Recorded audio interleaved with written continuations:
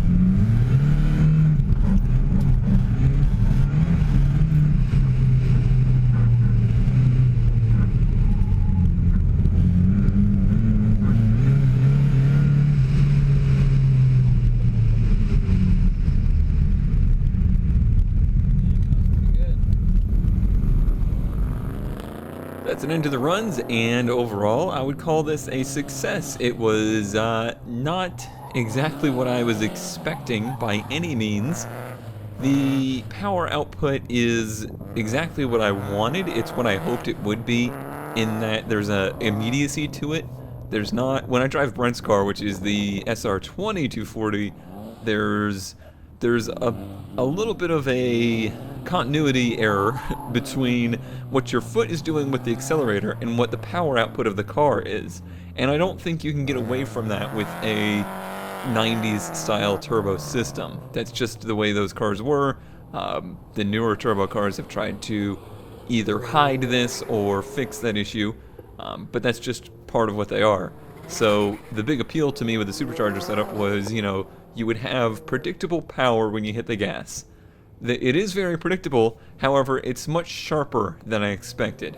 When you hit the gas to set the car mid-turn and things, the amount of power that ramps up with a little bit of throttle input is very significant. So I'm going to need to learn to give it less throttle input, smoother and less throttle input through the turns to get the car upset less.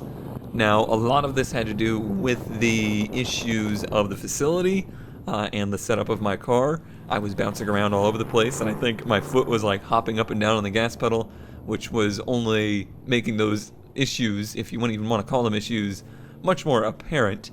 Let's see, anything else? Oh, on the last run, right at the end, it's hard to pick up an audio. Unfortunately, I lost my external microphone halfway through the event. It just kind of got disconnected. Whatever, that was a minor issue, but you can't hear it. On the last run, when I hit the gas coming out of the last turn, nothing. Not that it had no power, but it was just breaking up, so basically misfiring. I don't think it was detonating. I think it was actually just plain old misfiring, and the two can be caused by the same issue, so it's hard to chase. So intake air that is too hot, it can cause a misfire. It can cause the spark to not ignite. It just won't do anything. It can also cause it to pre-detonate. The two can be caused by that same issue. And I think in this case we were having a misfire issue. Unfortunately, the only other major issue I had through the day is my data logging. The connection between that USB cable and my phone kept wandering out through the runs between the G-forces of turning and the bumpiness of the facility. It kept getting disconnected. So unfortunately, I managed to do this whole thing and not get any solid data to look at. If I'm honest though, the amount of on the throttle time at this facility was so short that honestly it would have been really hard to get any solid concrete numbers out of it anyway. But it would have been nice to know what was going on, what were the air intake temps and things like that during the moments, the very few moments that it had misfire issues. So here's a basic list of things of note from the event. Boost is good. Smoother throttle inputs are needed. If ever we run on a very rough course ever again, I need to increase the ride height of the car to get more suspension travel over the bumps. 2-year-old Federals are not the grippiest tires in the world. Engine temps were flawless. That car never got hot the entire time. The only temperature-related issue that we're going to be fighting is air intake temperature, and we've covered that quite a bit. In the current setup, I would say you get a solid 3 runs out of it, and the last 3, you're going to be facing issues with heat. So if we move on with this car in its current configuration, there's only one more Autocross event this year that I can potentially do, but if I do that one, and obviously I don't think I'm going to have the water spray set up on it yet, I'm going to have to focus on making the first 3 runs count and then feel it out for the rest of them and see how the engine's doing. At this point, as we're not really competing, we're not going out there to win a class, we're going out there to tune the car. It's important to just not go out there and just thrash on it, spin bearings, do crazy stuff like that for no reason. We're not out there to win anything, there's no reason to push it that hard. When we know there's an issue, and we know it's very obvious to me, I can hear when things are going bad. It was extremely noticeable and extremely easy to pick up, and I just lifted off and let it coast to the finish line, and it was happy as could be. And I think the last thing of note is to just say thanks to everyone for helping make this project possible. Huge thanks to the guys from Automation. They actually kind of kickstarted this whole project right when I saw it go up for sale, the supercharger. I was like, yeah, guys, this is something I've always really wanted to do, and they were just instantly on board with it and helped out tremendously in getting the ball rolling there. And thanks to all the patrons who have chipped in to help keep funding this project and allow me to have the time to make content on it and do all the fun stuff. So I hope you are enjoying the content.